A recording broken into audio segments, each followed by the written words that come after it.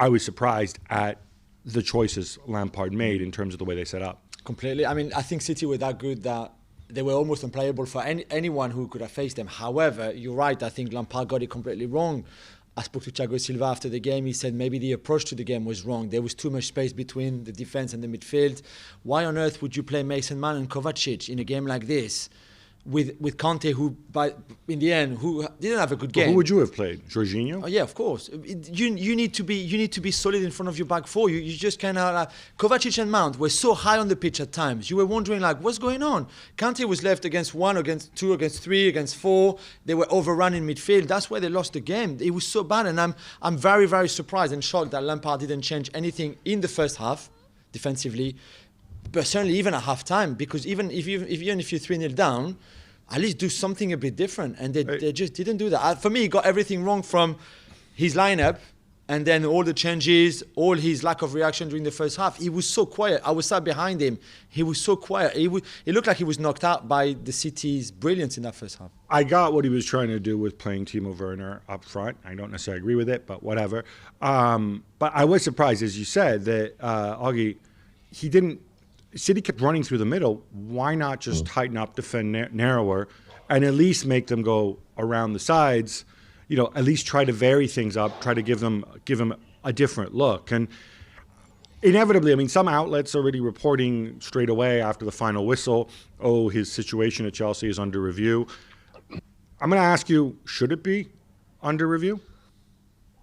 Well, I think it shouldn't on the basis that Chelsea are a top club. That they're a club that wants to win things. And you ask about what Lampard could have done differently. Has he got the credentials or the coaching ability to do something differently? We've seen to defend narrower? To find a tactical plan to do something differently. Against the that's top his coaches, job. Lampard always falls short. And you look at the caliber of coaches that Abramovich has appointed: Mourinho, Benitez, Ancelotti. Antonio Conte. These guys have won things before. They've got a track record. Now Lampard, we know why Lampard got the job, because it was a situation that nobody else wanted at the time because they had the transfer embargo. It's the guy who came from Derby after 1 year's experience.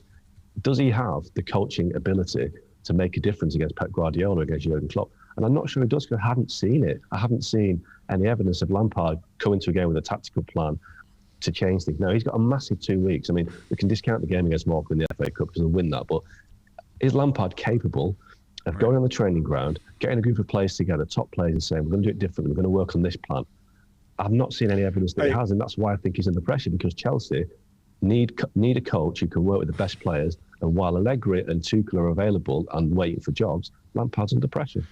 Were you to bring somebody else in, we talk about bringing in established coaches, inevitably Tuchel immediately gets linked. And of course. Personally, I think Tuchel would be a terrible choice for Chelsea, not because he's a bad coach, but because as a long-time Tuchelista, Tuchel kind of betrayed what he was all about at Paris Saint-Germain.